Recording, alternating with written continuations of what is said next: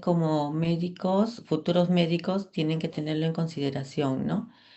Entonces, primero recordar nuestro triángulo de evaluación pediátrica que tiene tres lados el triángulo, ¿no? Que realmente nos ayuda mucho a identificar el paciente, ¿no? La apariencia y la circulación es lo que generalmente en un paciente con shock debemos de tener en consideración, sobre todo la parte de circulación, ¿no? Porque shock es una insuficiencia circulatoria. Entonces, en el triángulo de evaluación pediátrica, mirar lo que corresponde a la circulación cutánea nos va a permitir identificar un paciente con shock ya desde el ingreso, desde que estamos en el área de triaje, ¿no? Entonces, cómo va a estar su piel en ese momento de ese paciente. Puede estar pálida, ¿no? Puede ser una niña que llega con palidez, ¿no? O puede llegar con un estado marmoteado, o puede estar completamente en cianosis, ¿no? Pero cuando hablamos del triángulo de evaluación pediátrica y doctora y la apariencia también va a cambiar, ¿no? Va a cambiar de acuerdo a la presencia de ese aumento de la circulación, de la insuficiencia circulatoria que puede tener ese paciente con shock, ¿no? Al inicio, cuando llegue, ¿cómo se llama? Esté completamente oxigenada, ¿no? Es decir, sin modificación de la circulación o recién esté empezando, el paciente pues la sangre va a tener oxígeno y al tener oxígeno, la apariencia va a ir, ¿cómo se llama? Cambiando, ¿no? Desde un estado de alerta a un estado de irritabilidad y a un estado de somnolencia, ¿no? Dependiendo en qué fase de shock está, ¿no? Y la respiración exactamente igual, ¿no? Como un mecanismo compensador, la frecuencia respiratoria también se va a ir, se puede ir modificando. Entonces, acá tenemos a los niños cómo pueden llegar al servicio de, repito, cómo elimino esto. Ay, no,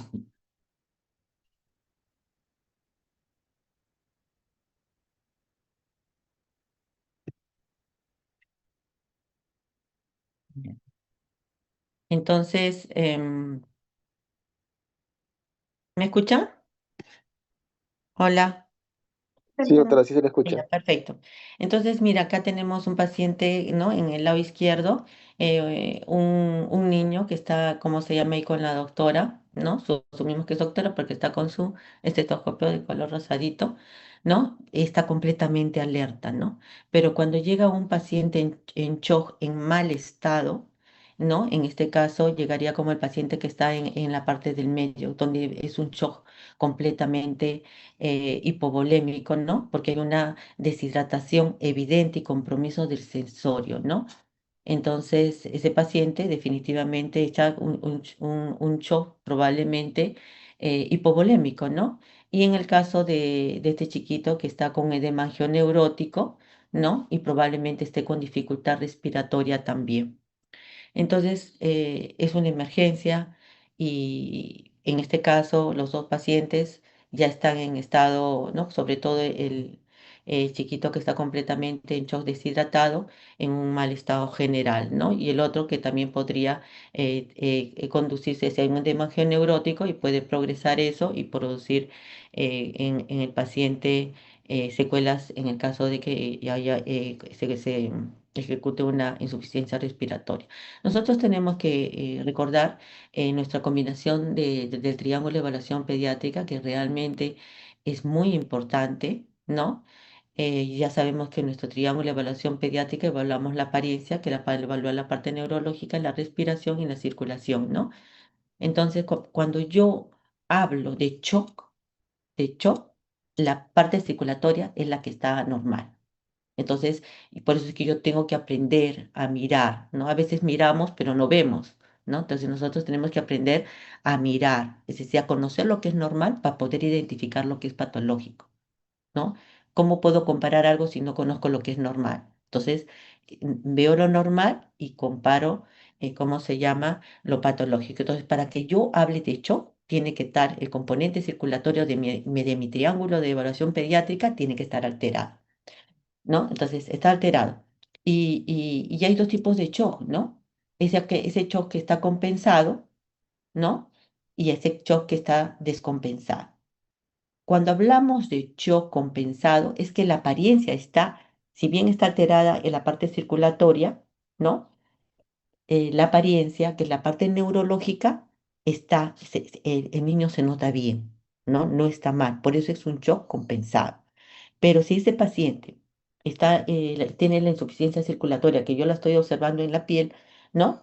Entonces, y la apariencia, ese paciente de repente llega a la emergencia y está completamente irritable. La técnica nos dice, doctor, eso llega un paciente que está, ¿cómo se llama?, completamente irritable y lo veo mal. ¿No? Y él está mirando la apariencia porque está irritable. Desde que él llegó, está que llora, llora, llora, llora. ¿Qué está pasando con este paciente? ¿No? O está irritable, está fastidiado, como que le falta el oxígeno, ¿no? ¿Qué está pasando con ese paciente? O puede llegar un paciente con un problema, ¿cómo se llama?, que está completamente somnoliento. Entonces yo le miro la parte circulatoria, que la veo ya casi cianótica, y veo que la apariencia también está alterada. Entonces yo podría asumir que ese paciente también está en un shock y como la apariencia está normal, yo digo, es un shock descompensado. ¿Sí? Solamente escuchar, ver, ¿no? Y tener en consideración nuestro triángulo de evaluación pediátrica, yo ya puedo tomar una conducta y pasarlo de frente a mi unidad de trauma shock a ese pacientito. ¿Ya? Ahora, ¿cómo definimos entonces shock? Que también es importante, ¿no? Es un estado fisiológico que se caracteriza pues por una perfusión tisular inadecuada.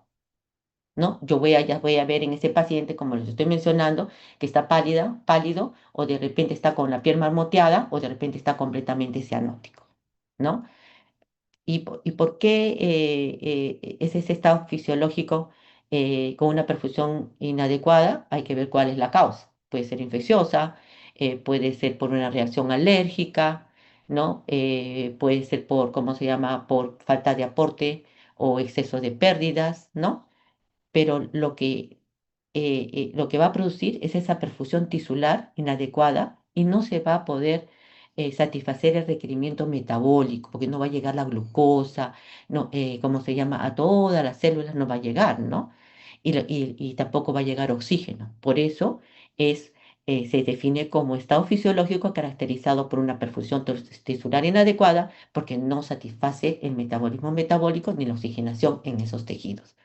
Entonces, allí yo puedo decir, este paciente está hecho. Es decir, existe una perfusión periférica y de órganos vitales inadecuada, ¿no? El aporte de oxígeno disminuye y sin embargo la demanda, cada vez que el paciente se empeora más, crece, ¿no? Sigamos. Ahora, la siguiente, en esta. En cuanto a la fisiopatología, recordar un poquito, ¿no? En la parte cardiorrespiratoria tenemos una precarga, una contractibilidad y una poscarga, ¿no? En la parte circulatoria. Entonces, ese proceso se tiene que dar de manera adecuada.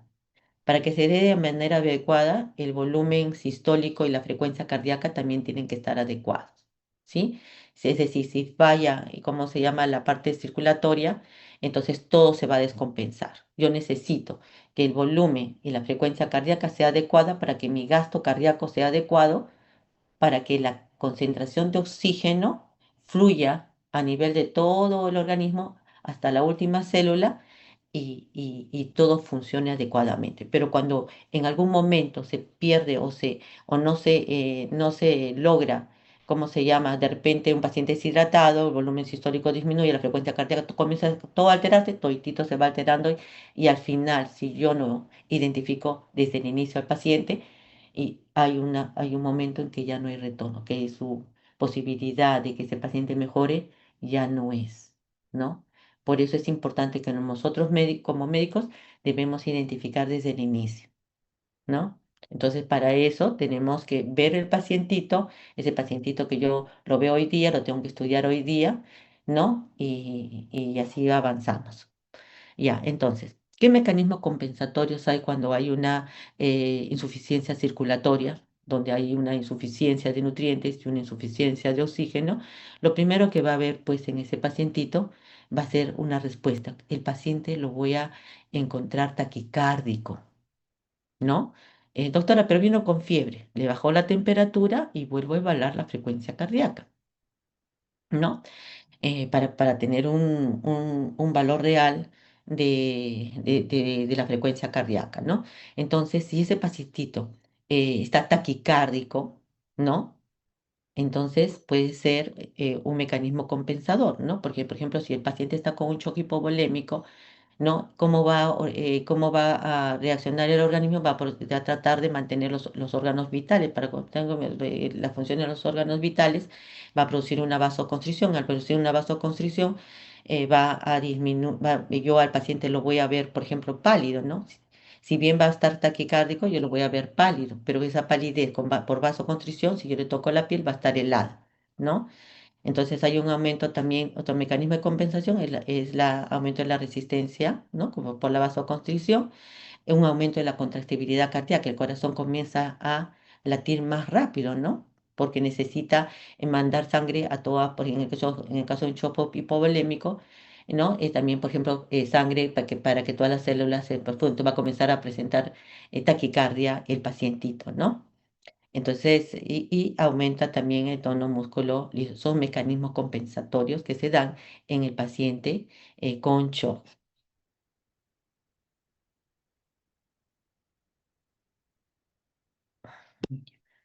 En cuanto ahora a la identificación de shock por gravedad, ¿no? Entonces, cuando hablamos de shock, ¿no? Está relacionado con sus efectos sobre la presión arterial sistólica, ¿no? Entonces, cuando yo llamo un shock compensado, hemos dicho que la palabra shock lo voy a relacionar con la parte circulatoria, ¿no? Entonces, ¿cuándo es un shock compensado? Es un shock compensado cuando, si bien el paciente está con shock, es decir, que ha tenido una pérdida, ¿no? ¿Cómo se llama? O una disminución de la presión arterial, ¿no? En el caso de pacientes con sepsis, ¿no? Por ejemplo, entonces, ese paciente, ¿cómo va a compensar? Va a tratar de compensar siempre va a tratar, si ante un shock, los mecanismos compensatorios van a tratar de mantener la presión arterial al inicio en valores adecuados, ¿no? Pero si yo no estoy tratando simultáneamente, si le falta, ¿cómo se llama? Volumen, le voy dando volumen al paciente, no lo hago, entonces va a seguir, ¿cómo se llama? El proceso y va a la larga, se va a morir ese paciente. Pero si yo encuentro ese shock compensado. ¿Por qué se dice shock compensado? Porque si bien el paciente, hemos dicho que el paciente tiene un problema circulatorio, pero entonces, ¿cómo va a tratar de compensarse? Produciendo vasoconstricción, ¿no? Y al momento de producir vasoconstricción, va a tratar de mantener la presión arterial, como se llama, adecuada, ¿no? Y la presión dentro del rango normal y los signos de perfusión tisular van a ser inadecuados, ¿no? Es decir, si bien me mantiene la presión arterial, yo le voy a tocar la piel, probablemente esté fría, ¿no? Entonces, si bien me mantiene la frecuencia cardíaca y me trata de mantener la presión arterial, siempre sacrifica otros órganos, ¿no? ¿Cómo se llama en ese proceso? Es por eso que nosotros tenemos que actuar lo más rápido posible para revertir todo y que no sufra como los órganos y que el paciente se recupere lo más pronto posible. Por eso es que siempre tenemos que pensar en que podría ser un shock en un paciente que llega a la emergencia, ¿no? ¿Cómo se llama? Con trastorno del sensorio, ¿no? Con historia de pérdidas, ¿no? Con falta de aporte, o que de repente tomó un medicamento, que además lo veo con un edema neurótico, tengo que pensar. Entonces yo tengo que actuar lo más rápido posible. En el caso de la identificación de shock por gravedad, acá se incrementa la frecuencia, se incrementa la frecuencia cardíaca, ¿no? Y el signo vamos a encontrar la taquicardia. Entonces, lo primero que voy a encontrar es esa taquicardia, ¿no? La tengo que identificar. Allí, si yo lo encuentro, hago el diagnóstico pronto, ese paciente evoluciona favorablemente, ¿no? Entonces, ese paciente va a estar taquicárdico, pero esa taquicardia es porque, como hace un momentito les he dicho, es porque va a producir vasoconstricción. Al producir vasoconstricción, aumenta la frecuencia, ¿cómo se llama? Mejora la frecuencia, la presión arterial, pero la piel, cuando yo la toque, va a estar pálida, va a estar un poco fría y va a estar pálida. Si yo no revierto rápido, por ejemplo, en caso de un choque pobre, no lo revierto rápido, probablemente ya no solamente va a estar la piel pálida, sino va a producir más vasoconstricción y voy a encontrar ya la piel marmórea y si no mejoro, le voy a completar completamente cianótico, ¿no? Ay, perdón. Mm. Con respecto al llenado capilar, entonces va a estar prolongado, ¿no? Porque no va a llegar mucho flujo y encima va a haber vasoconstricción, entonces su llenado capilar va a estar prolongado. Yo pongo el dedo y ahí se queda la huella, ¿no? Los pulsos periféricos van a estar débiles, hay un acortamiento de la presión diferencial, ¿no? Por aumento de la presión arterial diastólica. Ahora, ¿el riñón también sufre? Definitivamente también sufre, ¿no? Es uno de los primeros que sufre. La piel y ¿cómo se llama? Y el riñón, ¿no? Comienza a disminuir el flujo urinario, entonces hay oliguria, ¿no? Y en los intestinos el paciente comienza a presentar vómitos, puede presentar ilio, ¿no? Entonces también se afecta. Ahora, entonces, estos son los tipos de shock, que es el shock hipovolémico, el shock obstructivo, el shock cardiogénico y el shock distributivo. El más frecuente que llega a la emergencia es el shock hipovolémico, ¿no? El shock distributivo, ¿sí? Y el shock cardiogénico porque también tenemos bastantes pacientes con problemas cardiológicos. Pero el que ustedes van a encontrar sí o sí o sí en sus serums es el shock hipovolémico, ¿no? Por la frecuencia de las enfermedades diarreicas agudas. ¿Ya? Y acá, entonces, me preguntan, ¿y por quiénes están, cómo se llama, em, em, quién produce, cómo se llama el shock? Entonces, dentro de las bacterias que pueden producir el shock, tenemos el Streptococcus pneumoniae, ¿no? El Streptococcus galactiae, ¿no? Tenemos también de la Escherichia coli, ¿no? Y doctora, ¿y los virus? También los virus nos pueden producir también, ¿cómo se llama? Shock, ¿no? ¿Y ¿En qué población? Ustedes ya han pasado por las clases de neonatología en los neonatos, ¿no? Los virus, ¿no? Me pueden producir un shock. Y doctor, ¿y los hongos, las cándidas? También, ¿no? Pero ¿en quiénes? En los inmunodeprimidos. Entonces, tanto bacterias, virus, inclusive, ¿cómo se llama? Micosis, nos pueden producir, ¿cómo se llama? CHO, como parte desde el punto de vista etiológico, ¿no? Ahora, ¿cómo diferencio cuando hablo de choque hipovolémico? Los más frecuentes es el no hemorrágico, ¿no? Y que es el que estamos mencionando por la falta de aporte o exceso de pérdidas en el caso de las deshidrataciones. En los golpes de calor también, hemos tenido hace tiempo, ¿no? Temperaturas bastante altas. Llegaban a la emergencia pacientes bastante, ¿cómo se llama? Deshidratados por golpe de calor, ¿no? Puede ser, ¿cómo se llama?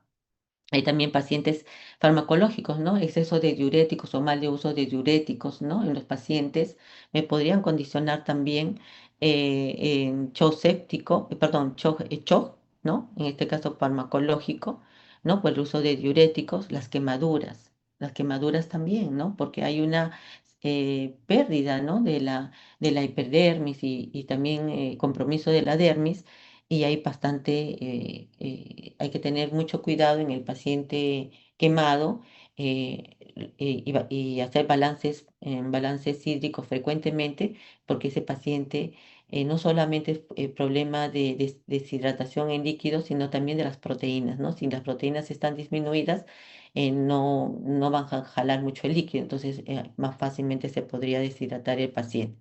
¿No? En el síndrome nefrótico, exactamente igual.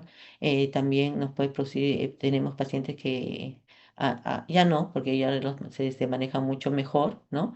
Que podrían llegar, como se llama, con un choque hipovolémico, ¿no? La diabetes y la diabetes insípida también. Tenemos pocos casos de diabetes insípida, pero sí llegan a la emergencia.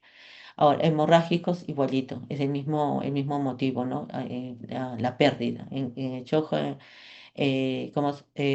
hemorrágico por pérdida, ya sea por sangrados, en el caso de un accidente, ¿no?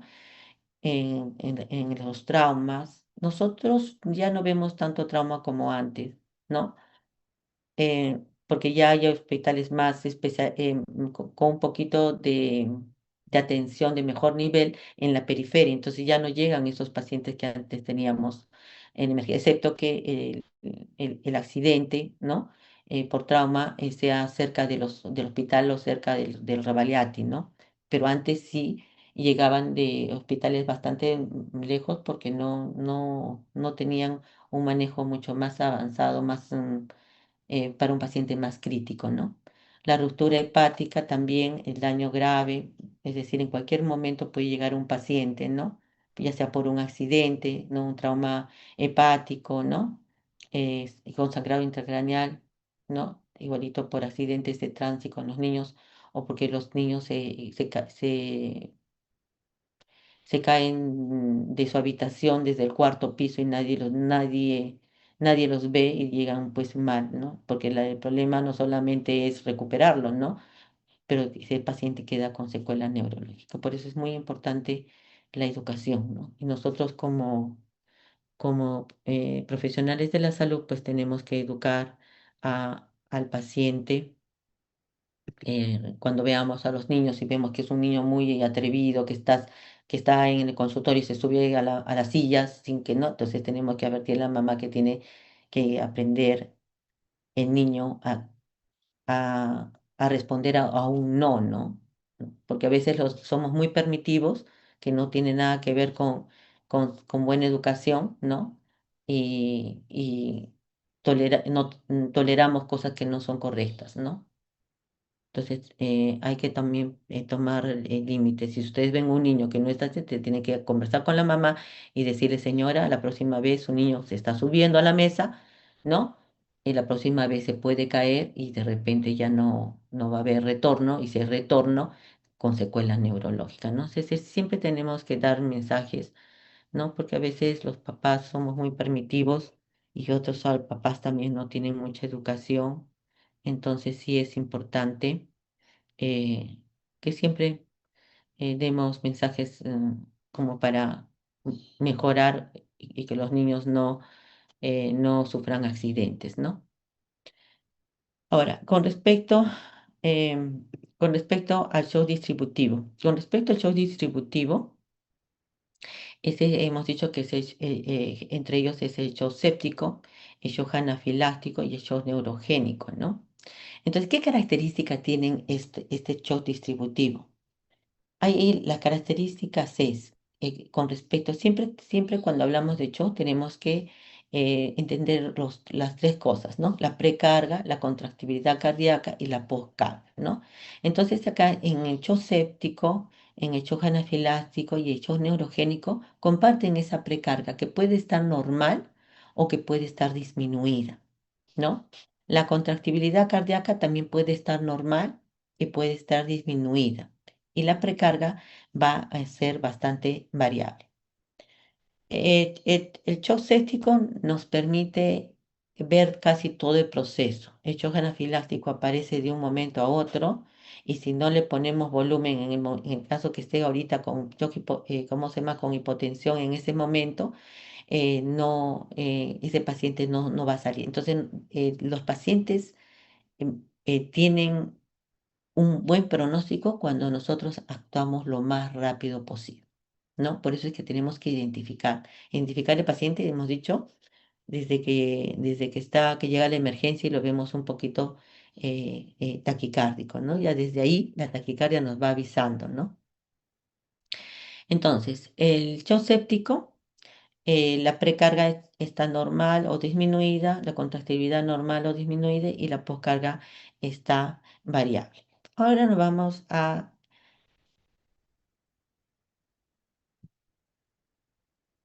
a dedicar a este que es el shock séptico.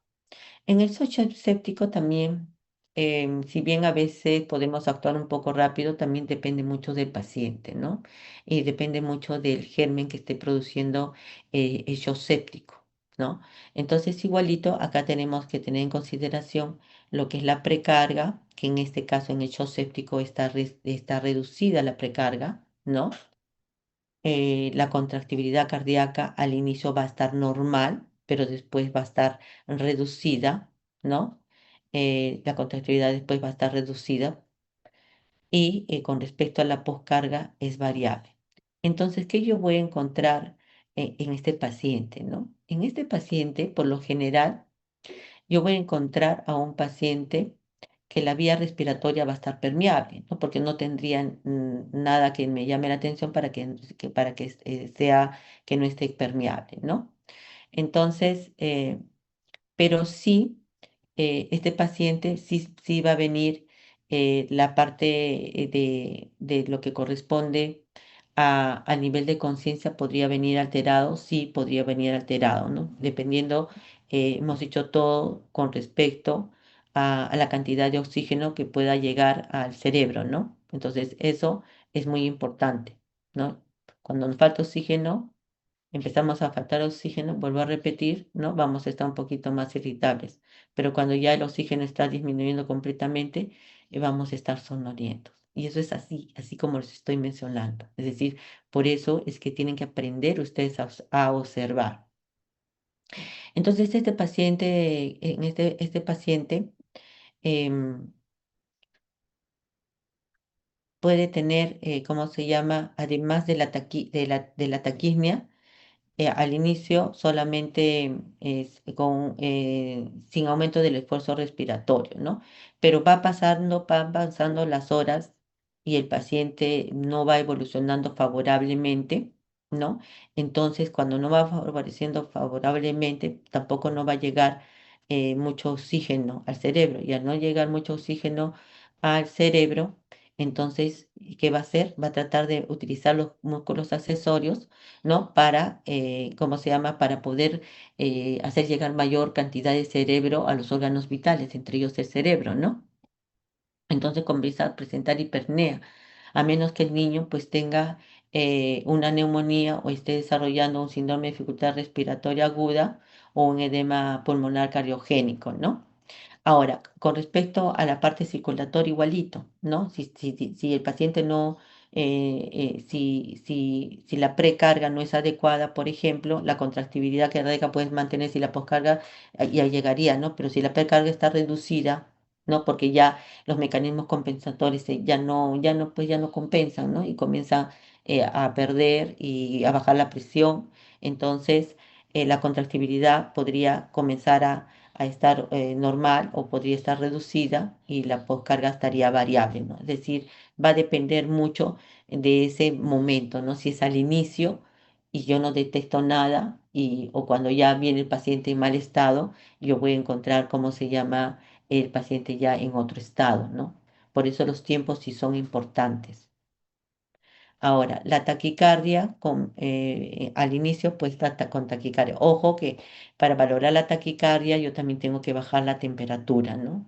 Eso es importante, ¿sí? Sobre todo cuando estén en su serum hay que tratar de buscar eh, eh, ciertas cosas en el examen para que me ayuden a valorar mejor ese paciente y derivarlo lo más pronto posible, previa actuación primaria en ese momento, ¿no? Entonces, en el shock séptico con respecto a la taquicardia, puede estar taquicárdico al inicio, ¿no? Pero si hay insuficiencia circulatoria, probablemente va a ir bajando la frecuencia cardíaca y vamos a tener bradicardia, ¿no? Los pulsos periféricos al inicio van a ser completamente saltones y son saltones, ¿ah?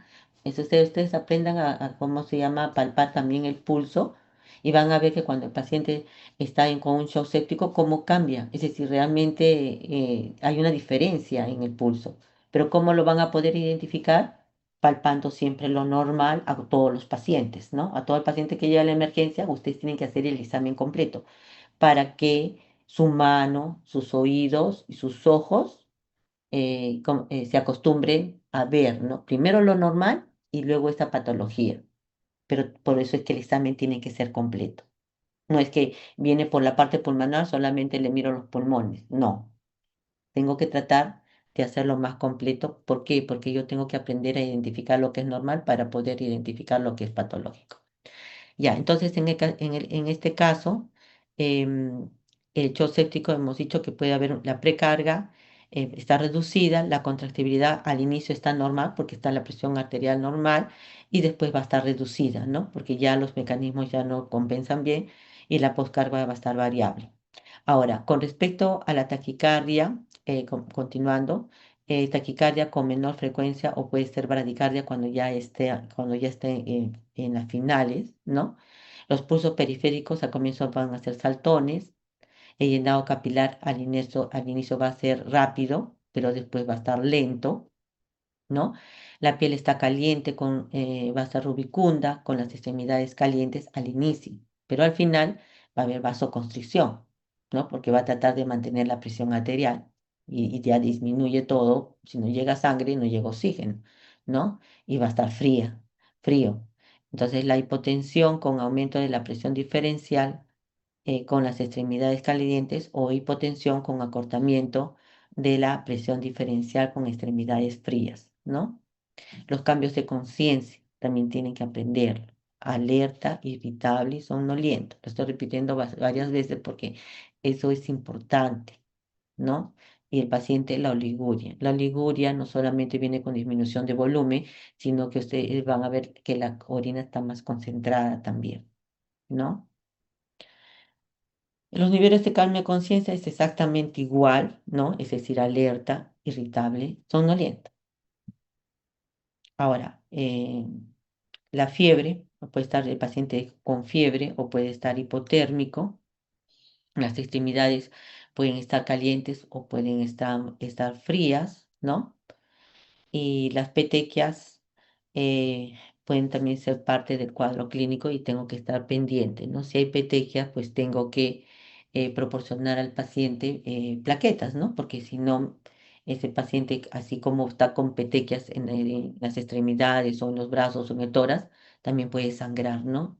Y si no tomamos un hemograma para verificar cuánto están estas plaquetas, entonces, y reponer las plaquetas, de repente vamos a entregar a un paciente vivo, pero con secuela neurológica por un sangrado de repente en la cabeza, ¿no?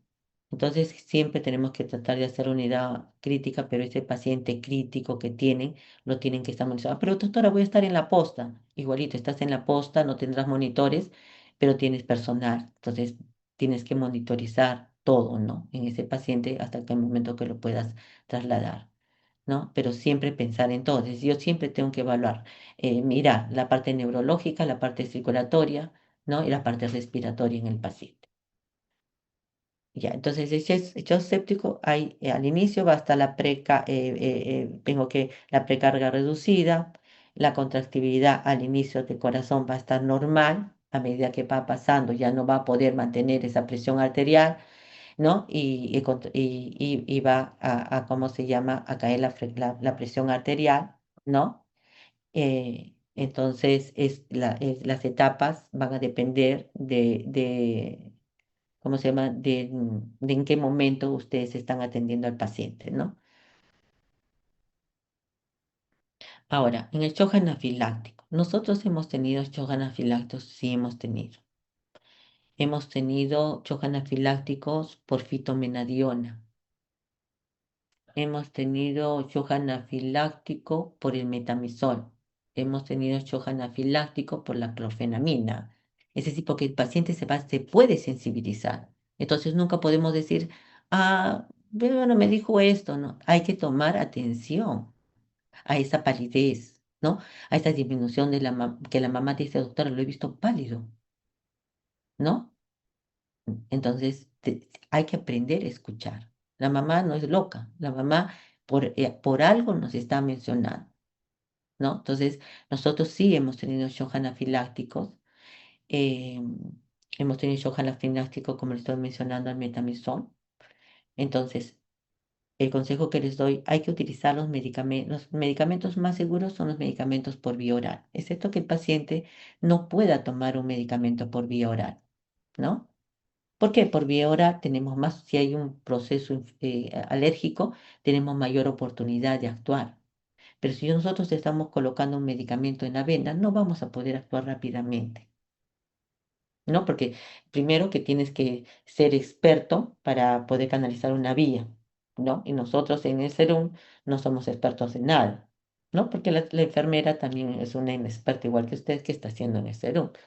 Entonces, hay que tener bastante cuidado, siempre utilizar la vía oral cuando sea posible. Bueno, si no se puede ser posible, pues que sea por vía venosa, pero yo siempre tengo que estar preparado para poder responder en el caso que haya un shock anafiláctico, ¿no?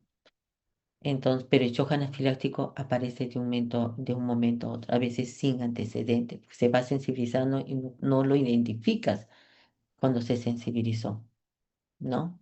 Por ejemplo, la chiquita del metamisol siempre recibía metamisol, hija de una técnica del hospital, ¿no? Se estaba indicado paracetamol, porque yo le indiqué en la mañana, yo siempre indico paracetamol, y después de paracetamol, y siempre indico metamisol condicional si no baja, ¿no? Y mi historia estaba bien clara, pero la misma mamá pidió a su colega, por favor, colócale el metamisol, porque como ya me voy, colócale. Le colocan el metamisol y la niñita se había sensibilizado al metamisol. Hizo un shock anafiláctico y no salió.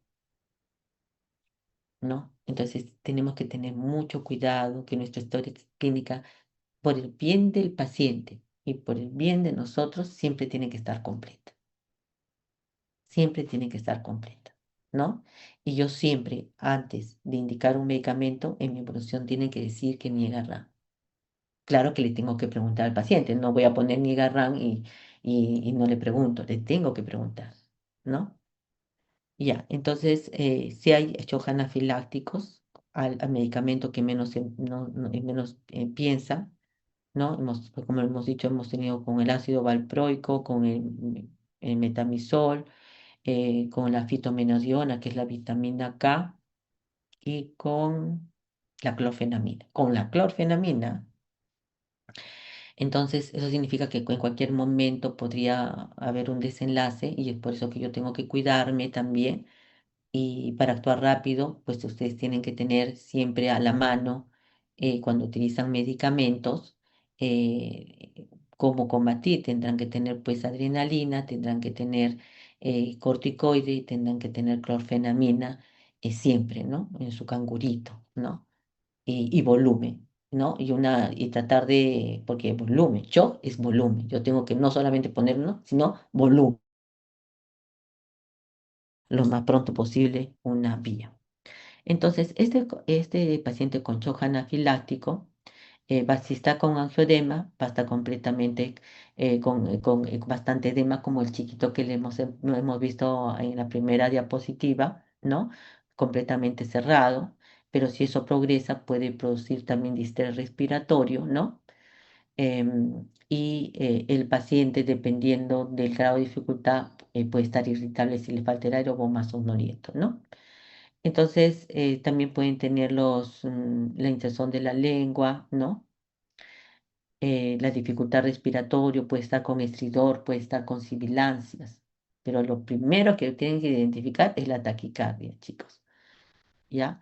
Con la constricción de la vía respiratoria, la hipotensión, la vasodilatación, la hipovolemia y el gasto cardíaco disminuido, la taquicardia, ¿no? Cómo está el flujo sanguíneo, esa ansiedad y esa agitación cuando a un paciente le falte el oxígeno, porque no llega, pues, en este caso por un shock, no porque el shock disminuye el flujo, ¿no?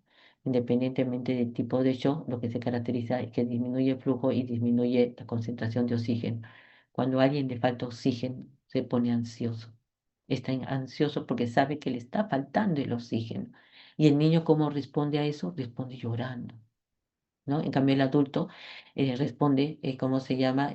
¿No? Y que se sienta pues irritable, si ustedes lo ven, que está, ¿cómo se llama? Que con esa angustia, ¿no? Una cara de angustiado porque le está faltando el oxígeno, ¿no? Ya cuando lo ven como un pollito, muerto, ¿cómo se llama? Así que no, que se va, se van, ¿cómo se llama? Es poniendo somnolientos, ¿no? Y ustedes los van viendo, ¿no? Entonces, al comienzo la frecuencia respiratoria responde y después ya no, ¿no? Entonces, por eso es que tengo que aprender a identificar lo que es normal. Ustedes cuando tengan paciente, desde la punta de los pies hasta la punta de la cabeza, examinen, escuchen. Cuando yo escucho la parte respiratoria, tengo que escuchar comparando, ¿no? A veces ustedes no escuchan, la audiencia es comparando, ¿no? Entonces, tu oído se va a acostumbrar.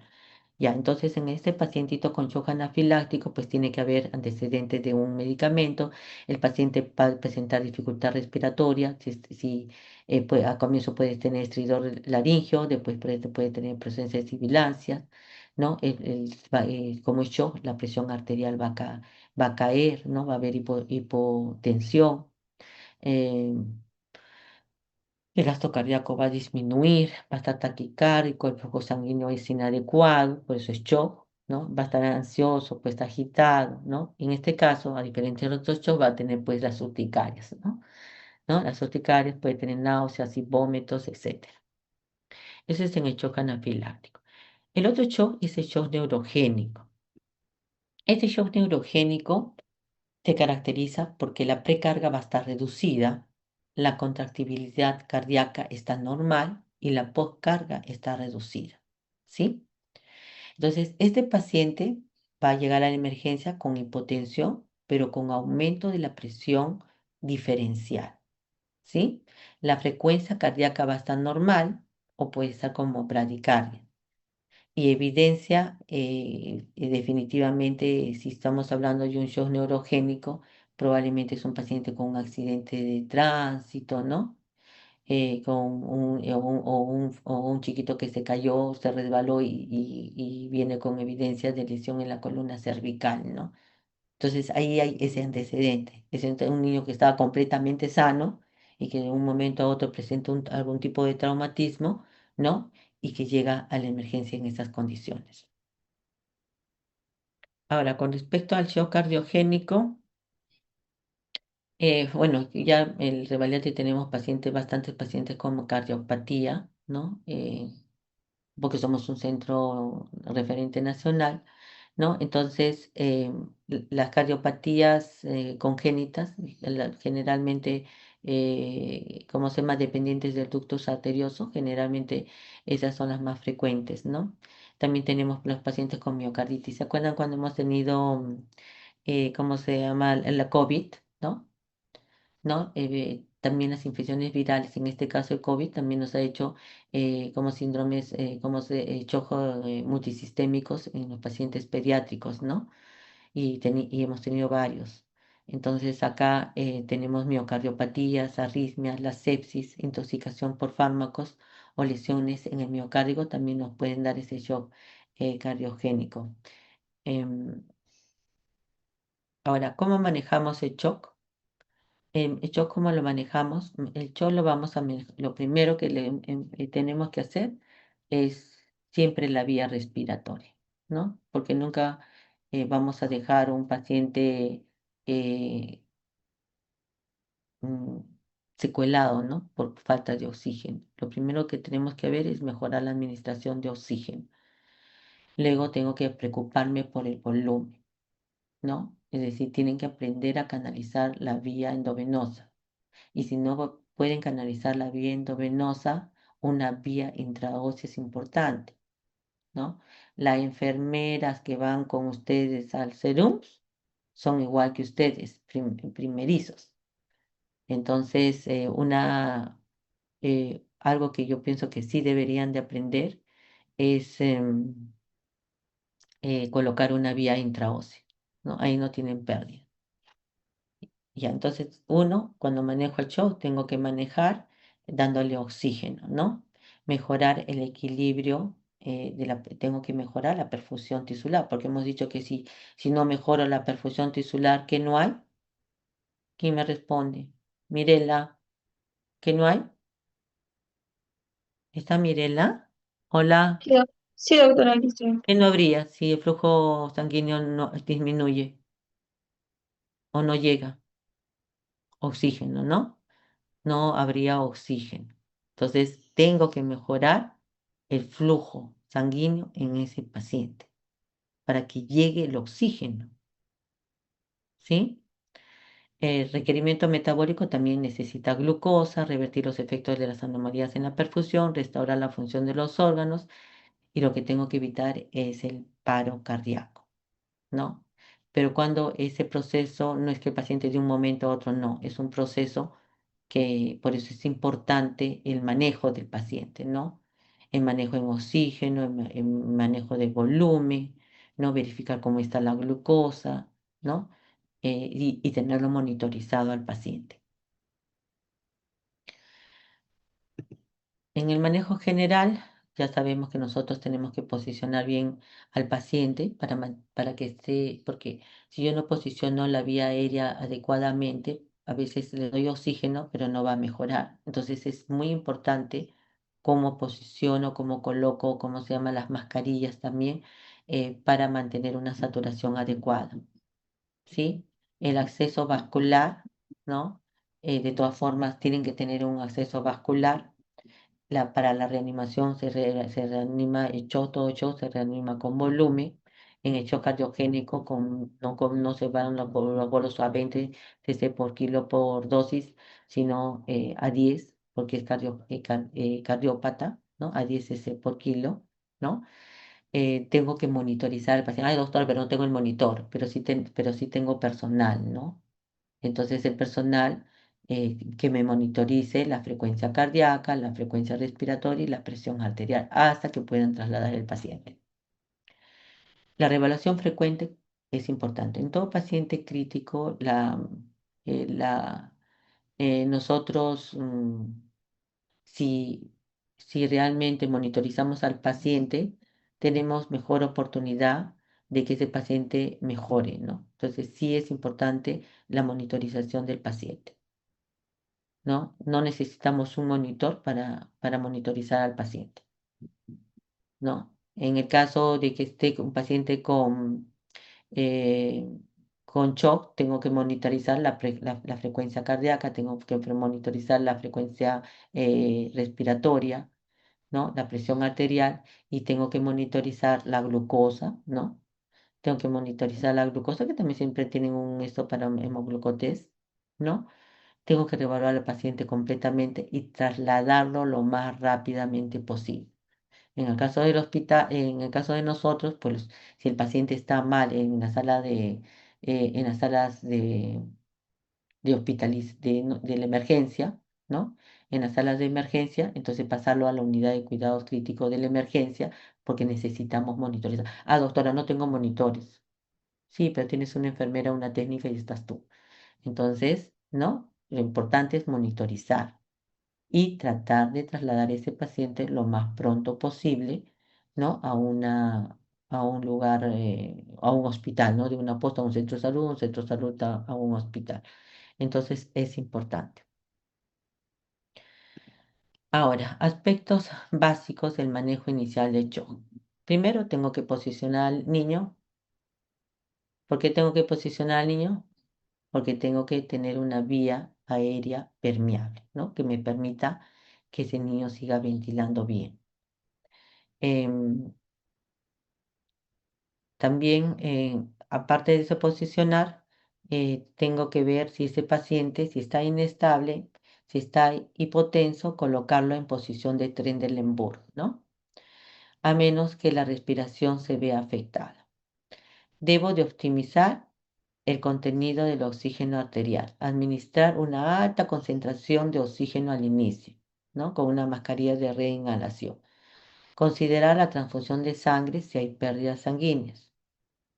Si ustedes están en una posta, pues tendrán que agilizar el proceso de traslado de ese paciente, ¿no? Con las autoridades siguientes. De la posta viene el centro de salud, ¿no? Y el centro de salud debe tener un hospital cerca.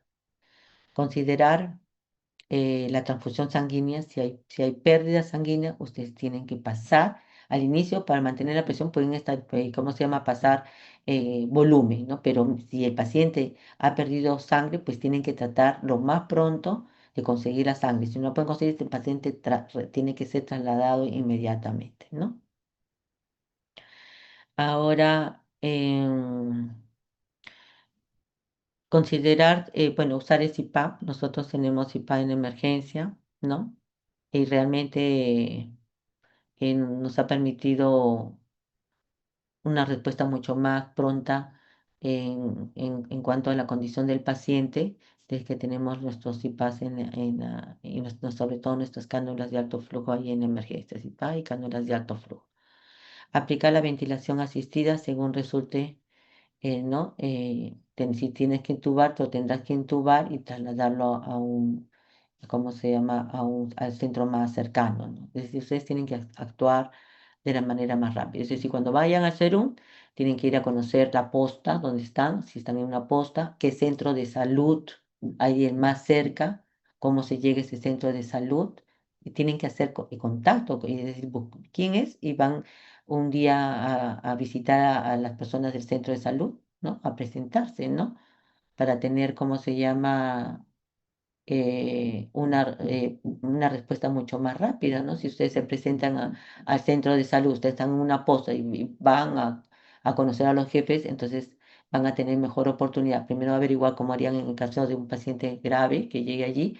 Y en segundo lugar, una respuesta mucho más pronta si hacen contacto con esa persona, porque esa persona va a tener celular y ya conociéndoles les va a dar el número de celular y ustedes van a poder actuar más rápidamente, ¿no? Porque siempre tenemos que tratar de hacer las cosas de esa manera para que el paciente sea manejado oportunamente y no quede con secuelas neurológicas, ¿no? O que muera. Entonces, la presión arterial, tenemos para la presión arterial aplicar ventilación asistida. Bueno, eso no lo van a hacer ustedes ahí en el establecimiento de salud donde van, ¿no? Pero sí trasladarlo inmediatamente para lograr eso. Pero sí podemos tener un acceso vascular, ¿no? Ya sea directamente o pues una punción, ¿cómo se llama? Intraósea, ¿no? Y eso es dura, la intención intraósea. Entonces, y es fácil que se pueda hacer. La reanimación de los líquidos, hemos dicho, si es shock, tiene que tener remedio. Si es shock, tiene que tener oxígeno, ¿sí? Y si es shock con infeccioso, tiene que tener antibiótico. Ya, entonces debo supervisar, eso es lo más importante en un paciente grave, es la monitorización de las funciones vitales, ¿no? No necesitamos monitores porque lo único que tenemos que hacer es a tal hora, a tal hora, a tal hora, vamos a controlar las funciones vitales. Entonces, supervisamos oxígeno, supervisamos frecuencia cardíaca, presión arterial, nivel de conciencia, temperatura y diuresis, ¿sí? Tenemos que reevaluar frecuentemente. El paciente crítico se reevalúa frecuentemente. Las pruebas de laboratorio, las que puedas tener. Siempre vamos a tener hemoglucotés en la posta, sí vamos a tener hemoglucotés, ya, para la glucosa. Y la presión arterial, pues tienen ustedes tensión. Entonces, el traslado del paciente tiene que ser lo más antes posible, pero tiene que ser estabilizado por nosotros, ¿no? eh, se estabiliza y una vez se puede trasladar ese paciente, ¿no? Previa coordinación. Por eso es que tienen que ir a conocer a las autoridades. Líquidos, shock, administración de líquidos. En el shock hipovolémico y en el shock distributivo, ¿sí? El volumen es a 20, lo que ponemos en el bolo, ¿no? De cloruro de sodio, a 20 cc por kilogramo de peso, tanto en el shock séptico como en el shock hipovolémico, ¿no?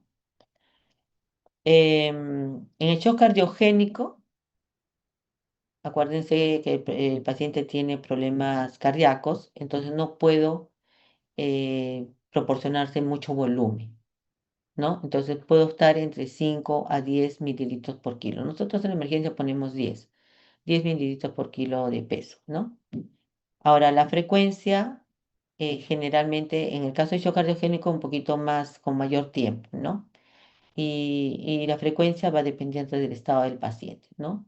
Entonces, si no tienen, bueno, lo pueden poner poco a poco con una jeringa, ¿no? Porque si lo pone el bolo, es bolo. No es que tiene que pasar con eh, es decir, colocándolo, es decir, idealmente para que resulte debería pasar como bolo. Podrían hacerlo con una jeringa, ¿no? Poco a poco con una jeringa, ¿sí? Entonces,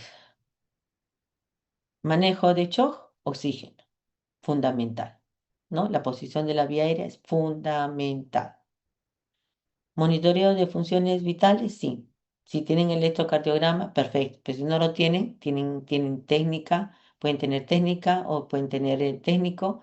O por último, a una persona ahí de la comunidad que de repente tiene afición algo sabe algo de, ¿no? Para que les ayude a monitorizar, ¿no? Pero siempre creo van a tener un técnico, van a tener una enfermera, ¿no? Algunos pueden ir de jefes, pero siempre hay una enfermera y un técnico. Yo tenía un técnico, por ejemplo, en una posta. Ya, el monitoreo del electrocardiograma probablemente no tengan, pero sí pueden monitorizar al paciente, ¿no? Frecuencia cardíaca, frecuencia respiratoria y presión arterial, lo pueden hacer ustedes, ¿ya? Y la glucosa, ¿no? Eso de repente podrían llevarse ustedes, comprarse uno, ya no cuesta caro, antes costaba todo caro, ¿no? Pero siempre hay que tener, porque lamentablemente siempre nos echan la culpa a nosotros los médicos, ¿no? Entonces, y por el bien del paciente, siempre debemos de tener todas las cosas y tratar de hacerlo como dice la norma, ¿no? ¿Por qué? Porque se trata de una persona y nadie quiere que esa persona quede secuelada, ¿no? Entonces, por eso es que tenemos que identificar rápido. ¿Cuándo? Identificando cuando ese paciente ya tiene taquicardia, ¿no? No cuando ya la presión arterial esté baja, no, cuando este paciente ya empieza a presentar taquicardia. Si tiene fiebre, bajó la fiebre y después vuelvo a monitorizar la frecuencia cardíaca, ¿no? ¿Ya? Y los flujos, exactamente ya hemos mencionado, y generalmente los bolos en el paciente con cardiopatía, generalmente los damos a 10 cc por kilo. ¿Ya? Pero los demás 20 cc por kilo, ¿no? Y tiene que ser en bolo, es decir, rápido. No es que lo voy a tener toda la mañana pasando el cloruro de sodio, no, tiene que ser rápido, ¿sí? Excepto en el que he hecho cardiogénico. Entonces, vamos a utilizar la epinefrina, vamos a utilizar el volumen, utilizar el cloruro de sodio en el cardiopata 10, en los demás pacientes a 20 cc por kilo, ¿sí? Si el paciente es un paciente con shock obstructivo por un shock por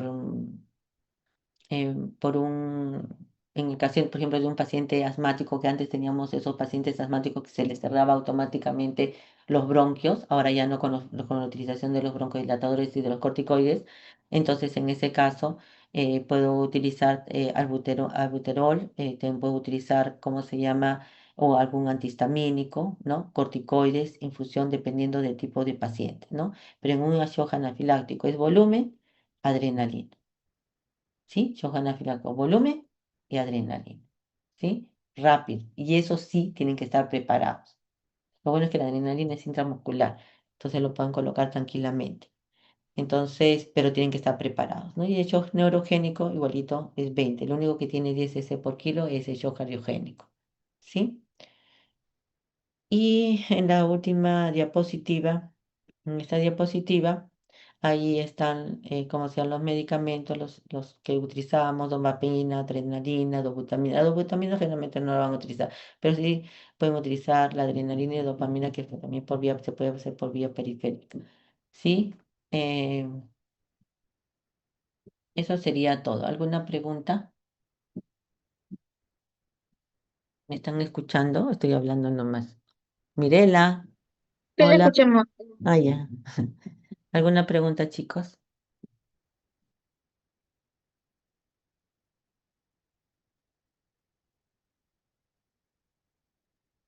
Bueno, si no hay preguntas, ya nos estamos viendo.